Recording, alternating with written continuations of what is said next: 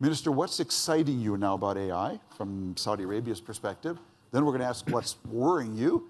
But let's start with the excitement and the examples you can give. Thanks so much. Optimism, then realism. Exactly. I love that, Thomas. That's a good way to put it. So why these are such an exciting time?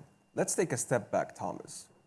If we look at the broader context and look at global economic output, and I have to congratulate Rwanda for clocking 7% growth year over year last year when it comes to GDP growth, what's really driving the growth momentum? We have $100 trillion of economic output. $32 trillion is attributed to labor force output. Out of that $32 trillion, already $1 trillion is being augmented, accelerated, and democratized by AI/generative AI. Wow. Over the next 5 to 7 years, it's projected to go to 14%. That's 43% Wow. of the labor force productivity potentially could be accelerated, augmented, or democratized and disrupted. And this is why we are not at a tipping point, but a turning point in humanity, where we're moving from what I would coin, and I think the World Economic Forum soon is going to release it, shifting from the industrial revolutions to the intelligence revolution. How we're pivoting from digital to AI and maybe later on quantum. It's interesting you make a distinction between sort of the information revolution, which we talked about before, to the intelligence revolution. Absolutely. I like that. Right now, it's all about achieving, first of all, co-intelligence. Yeah. How humans and machine can coexist within this artificial intelligence era or AGI era. And this is why the kingdom is very excited with Rwanda, with Sony, with Ericsson, with Estonia, with you, how we could create this complex coalition of adaptive forces to make sure that we push adoption. You spoke about the printing press. Yes. It was Germany that invented it, but the adoption took place among the British and the Dutch. Yes. And hence they enjoyed and they reaped the fruits. So we're pushing today an agenda that is inclusive, that is innovative, and indisputably multi-stakeholder to make sure that we lead and leapfrog in this era.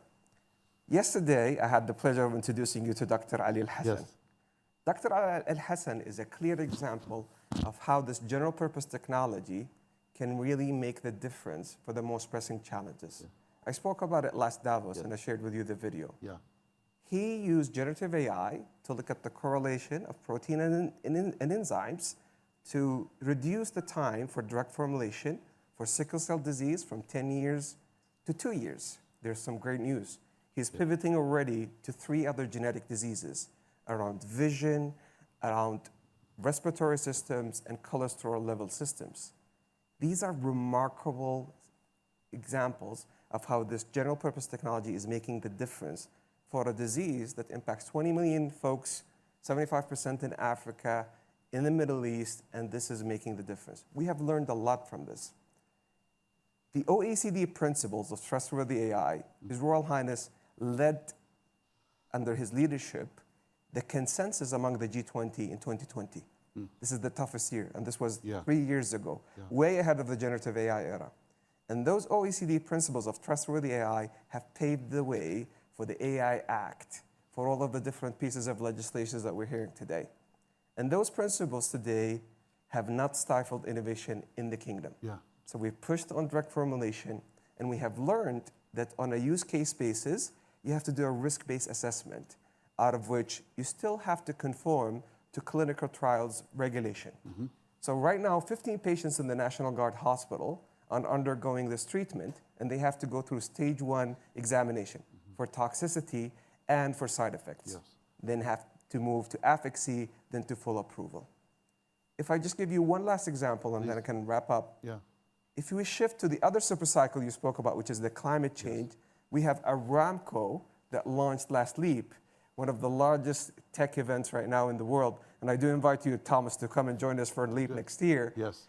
They have announced the Meta Brain, their 250 billion parameters model, soon to be 1 trillion parameters, really helping them achieve the lowest uplift cost and carbon intensity for their downstream and upstream activities.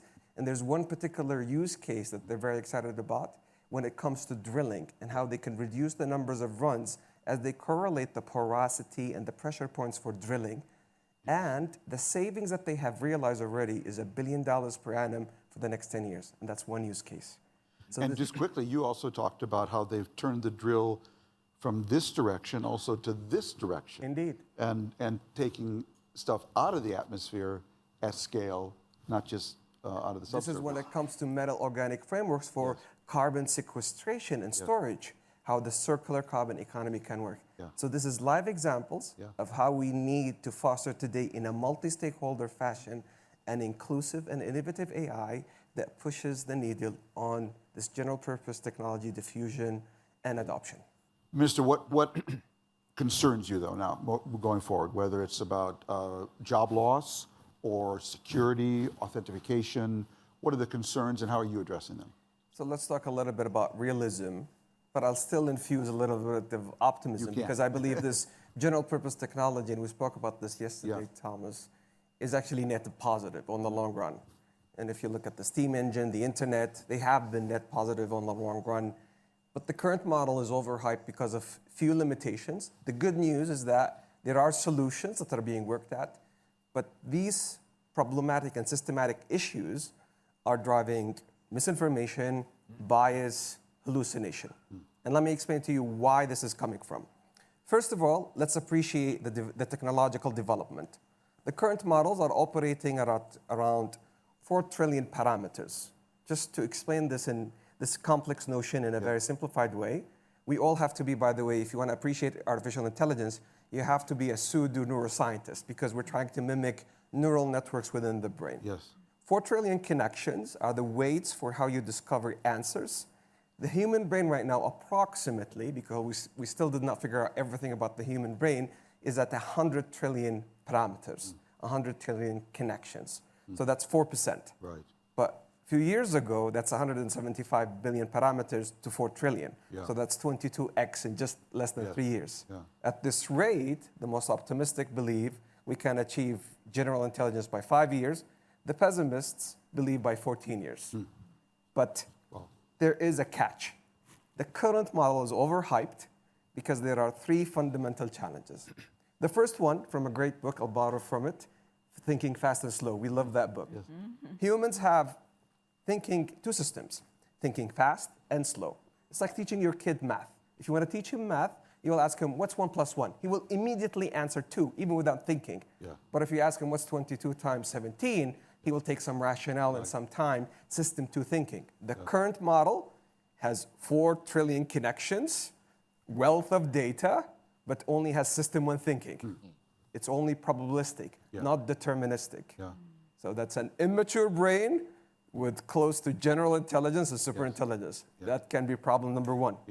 Problem number 2, humans, neuroscientists, they call perception and imagination constrained hallucination. So actually, for humans, when you go into sleep, the first phase of sleep, you have something called rapid eye movement sleep, which is vivid dreaming. It's good for learning, for memory. So actually, constrained hallucinations is good.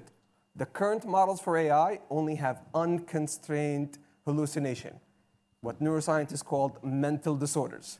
So you have an immature brain with close to general intelligence, with system 1 thinking, probabilistic, and with a mental disorder. Third problem. So well described. Third problem is that if we want to oversimplify the human brain, it's really a complex layers of limbic and cognition and survival systems and emotional systems. But really, if we want to oversimplify it, it's 3 systems. The current AI model has only 1, reasoning, inference. It lacks empathy. So again, an immature brain with only system 1 thinking, with a mental disorder, called unconstrained hallucinations and biases, and lacks empathy. The good news, there are solutions undergoing. But the call to action here is that we have some headroom to do some skilling and reskilling when it comes to transitioning to general intelligence. And let me reiterate this. This is something I shared in the AI Summit during 2020. And I think I wasn't heard well, so let me make sure I repeat in this room for the folks in this room and over stream. Talents and leaders in this room and overstream. If you do not master AI within the next 5 to 7 years, you will become irrelevant to a talented leader that uses AI. In other words, you could be potentially, but surely, displaced or disrupted. Wow.